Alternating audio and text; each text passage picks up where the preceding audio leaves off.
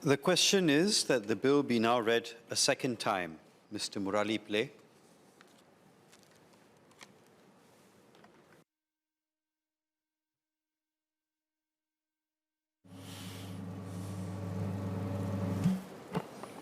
Mr. Deputy Speaker, sir, I support the aims of the bill. In my speech, I will touch on just two aspects of the bill, and I'll deal with them in turn. The first aspect is the desire for family court proceedings to be simpler and to produce fair outcomes without undue delay. One way of doing this is by providing judges a greater ambit to decide on key matters that protect public interests, as well as the interests of the vulnerable parties such as children.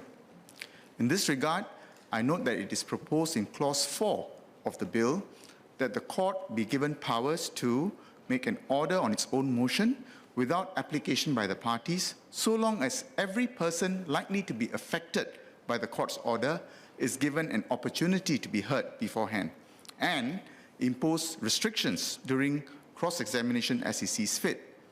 The Honourable Senior Parliamentary Secretary, Ms. Rahayu Mazam, took pains to outline the workings of this provision in her speech. As she mentioned, this proposal emanated from a recommendation of the Committee to Review and Enhance Reforms in Family Justice System, the RERF Committee, in 2019. In the report, the RERF Committee explained that a judge-led approach will have, amongst others, the salutary effect of reducing acrimony between parties and avoiding protracted proceedings. I agree with the rationale outlined by the RERF Committee. Apart from strengthening therapeutic justice element in family proceedings, reposing such a power with the court, in my respectful view, may also serve to guard against situations where the husband and wife together agree to post-divorce arrangements that may not be suitable for the children of the marriage, particularly young children who are of school-going age. Such situations unfortunately occur from time to time, despite the common wisdom that they should be prioritizing the needs of their children. I made this point during the MND-COS debate earlier this year when I spoke on the topic of inclusive public housing. The Honourable Minister highlighted in his speech family disputes being unique because, amongst others, they involve vulnerable children, and the interests of vulnerable children may not necessarily be aligned with that of their parents. During the debate, I mentioned that I have come across cases where the husband and wife, for reasons of expediency, decided on arrangements such as selling their HDB flat early without having the prospect of securing proper housing arrangements or even considering schooling arrangements for their young children of the marriage. In these circumstances, as there was agreement between parties, the court proceeded to endorse the parties' agreements on the assumption that the parents have catered for the needs of their young children. It is only after disposing the matrimonial property that the issue of the children's interests being not sufficiently safeguarded comes to the fore. In such cases, the parent who has custody of the children may then make an appeal to HDB for urgent accommodation, presenting HDB with a fait accompli. As we all know, such requests are not easily acceded to. In the end, the children suffer from the decisions of their parents. Even without the involvement of young children, I've seen situations where post-divorce, one party to the proceedings would apply to HDB for urgent public housing on the basis that the court had ordered the sale of matrimonial property, leaving the person without a roof over his or her head. It seems to me that part of the problem lies with the fact that there exists an information asymmetry between the parties to the divorce proceedings, HDB, and the court. HDB would be in the dark about what the parties represented to the court about housing arrangements post-divorce. The court may not know whether the parties' proposed housing arrangements is feasible, as HDB's criteria are not cast in stone, and it does exercise discretion on a case-by-case basis. By providing the court with the power to act on its own motion on substantive matters, it will be in a better position to make a just and equitable decision on the division of matrimonial property that affects housing arrangements of parties and their children post-divorce. We will therefore be better able to minimize the number of hardship cases involving parties and their children who run the risk of not having any place to stay or staying in less than conducive environments after they have sold their HDB flats pursuant to the court order. I'd like to ask the Honourable Senior Parliament Secretary, how, with the proposed enhancements to court proceedings and the procedure in the FJC, will the problem that I've identified be addressed? Also, I wonder if a protocol between the court, parties, and HDB can be established to resolve the information asymmetry that I've highlighted here. The second aspect of the bill that I intend to speak on deals with the proposals aimed at facilitating better maintenance outcomes. This is a welcome reform. The Honourable Minister in his speech spoke about real-life cases involving husbands who could pay but just obstinately refused to pay, forcing the single mothers to bear heavy responsibilities of bringing up their children. As a result, they simply do not have the bandwidth to pursue their ex-husbands, to pay maintenance. And these defaulting spouses may even get away with their offending behavior. Now, such instances are clearly wrong.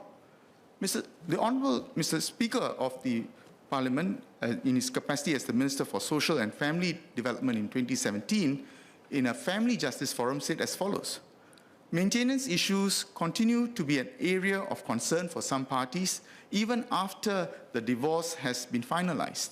For the parent who requires financial contributions from the other towards the child's upkeep, having to return to court to enforce a maintenance order can be tedious and frustrating. This is especially so when the other parent has the means to pay but refuses to do so, unquote. The Honourable Minister in his speech pointed out that in the 2022 White Paper on Singapore Women's Development, maintenance enforcement reform was advocated as a priority area.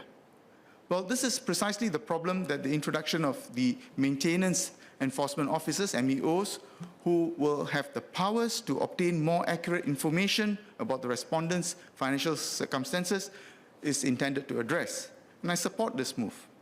MEOs will be able to get directly information from stipulated entities such as banks, CDP, CPF Board, HDB, IRAS, LTA, and SLA.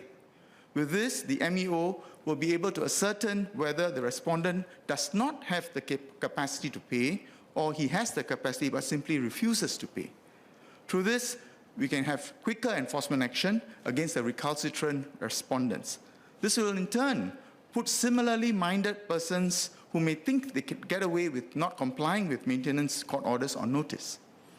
So as I support this proposal, the question I have is, why is it proposed that the MEO be an officer appointed by the executive branch of the government instead of the judiciary? Currently, under Rule 114B of the Family Justice Rules 2014, the court has a power to appoint a public officer as a maintenance record officer, the MRO, who is considered as an officer of the Family Justice Court. The MRO has quasi-judicial powers similar to what is proposed for the MEO.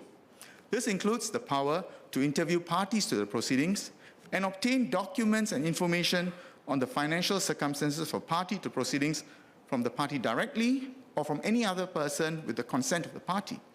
In addition, the MRO may be required to prepare for the court a written report setting out his opinion on the financial circumstances of the party and whether he is able to pay maintenance. This report may then be relied on by the court as evidence of the matters stated in the report. This also mirrors what the MEO is supposed to do under the proposed maintenance regime. Given that the MEO is supposed to take over the tasks of the MRO, may I ask, why is it proposed that the MEO be an officer of the executive arm of the government instead of the judiciary? As you all know, our constitution is based on the separation of powers doctrine. There are three pillars of government. The judiciary is an independent pillar of government. Here it is proposed that the MEO act, and I quote, subject to the general or special directions of the minister, insofar as the directions are not inconsistent, unquote, with the clauses in the bill under consideration. The minister may make regulations prescribing fees payable to an MEO. At the same time, it's expressly proposed that the MEO ascertain the facts and circumstances of the case, assist the court, and issue a report that the court can take cognizance of. An MRO, on the other hand, is an officer of the court. Hence, there is less of an issue for an officer of the court assisting the court on the same matters. How would public interest be better served by citing this responsibility with the executive rather than the judiciary. I wish to clarify that I support the MEO's proposal. I'm merely pointing out that as there is an important shift of responsibility from the judiciary to the executive that's being proposed, it's incumbent for the executive arm of the government to explain the reason for assuming this responsibility clearly. I now turn to the ambit of the power to be reposed on MEO with respect to information gathering. The Honourable Minister mentioned in his speech about the problem posed by respondents dissipating their assets to third parties, and that will frustrate the applicants' endeavour to get paid under maintenance orders.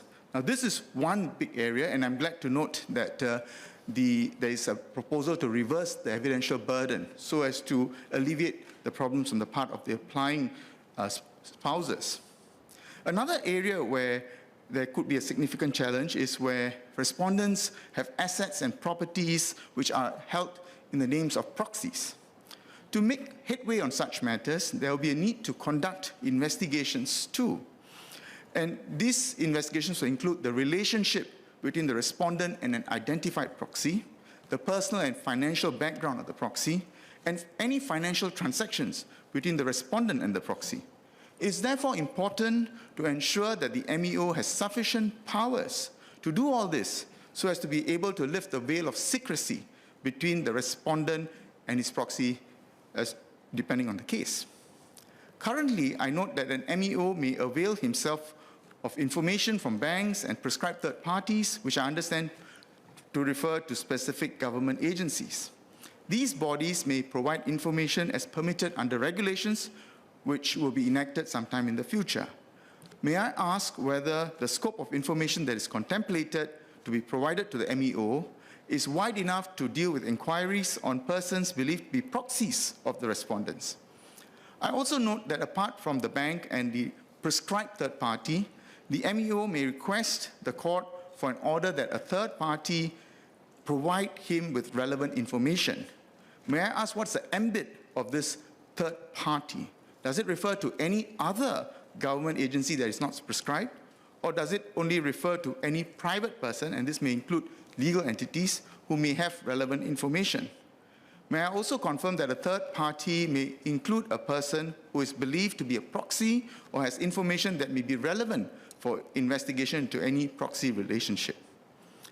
In summary, my first point on the leadership of judges in this process, as well as the whole of government lens in information sharing, speaks to an important point on efficient implementation of justice. My second requires us to clarify a small but not unimportant matter. This clarity will help answer questions about the independence of such officers and to what extent their work requires an arm's length from the executive arm. Sir, we strive to preserve families. This is the point that Honourable Minister of State, Ms. Sun Sueling, made at the outset of her speech when she said MSF's aim is to nurture families. But we do not always succeed. It is important that the legislative process works to protect interests of all parties when marriages dissolve. The ties that bind us, husband to wife, are ties that can be severed by divorce proceedings. But the tie that binds a citizen to his fellow men and to his country remains. Our laws must provide for this less intimate, but paradoxically in this context, more enduring connection in the pursuit of family justice. Thank you.